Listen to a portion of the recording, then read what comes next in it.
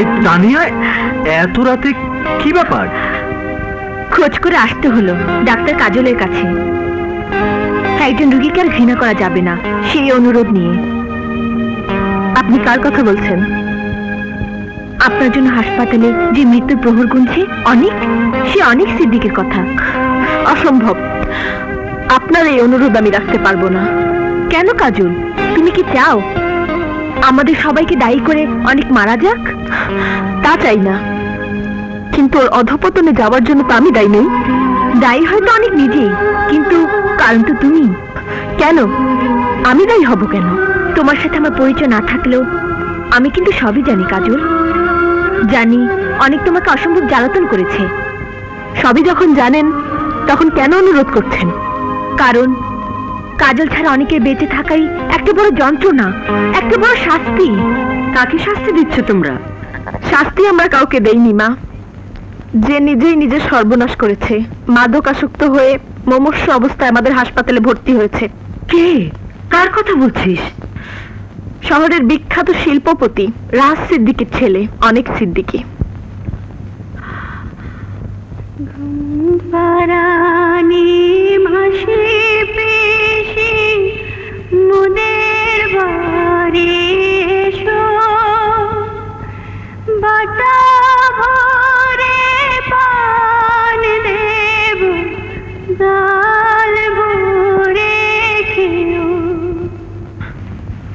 মা, মা, মা, কি ভাবছো? কাজল, কাজল, তুই আমাকে অনেকের কাছে নিয়ে চল। এ তুমি কি বলছো মা? হ্যাঁ রে, ছেলেটিকে আমি নিজের সন্তানের মতো লালন পালন করেছি। সেই রাতের কথা আমি বলতে পারিনি। ওই শিশু অনেক তোর মাকে ওর লম্পট পিতার লালসার হাত থেকে বাঁচিয়েছিল। মা, হ্যাঁ রে কাজল,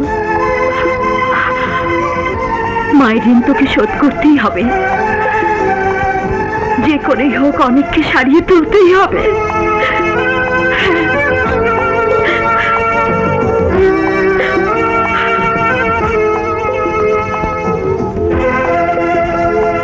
ঠিক আছে মা। আমাকে হেরোইন দাও, কোকেন এনে দাও, গাঁজা দাও, মদ দাও। না মিস্টার অনিক, ওগুলো তো বিষ, মৃত্যু শামিল।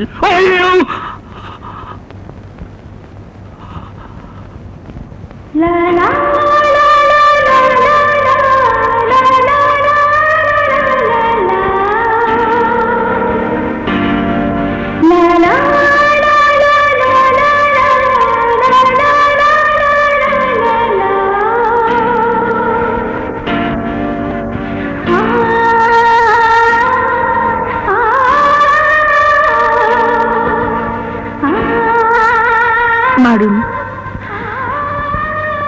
মারুন আমাকে। আচ্ছা, কেন আপনি মরতে চান? চাই, চাই, আমার ইচ্ছা। আমি মরবো, আমার মরণ হলেই ভালো হয়। কেন ভালো হয়? প্রেমহীন জীবন মৃত্যুর চেয়ে আরো যন্ত্রণাময়। আর যদি জীবনে প্রেম আসে? না, আমি বিশ্বাস করি না। এমনও তো হতে পারে আপনার বেঁচে থাকার যন্ত্রণা একদিন আনন্দে বদলে যাবে। যে আনন্দের ভাগ নেবার মতো এখনো কেউ আছে? না, নেই, কেউ নেই, আমার কেউ নেই।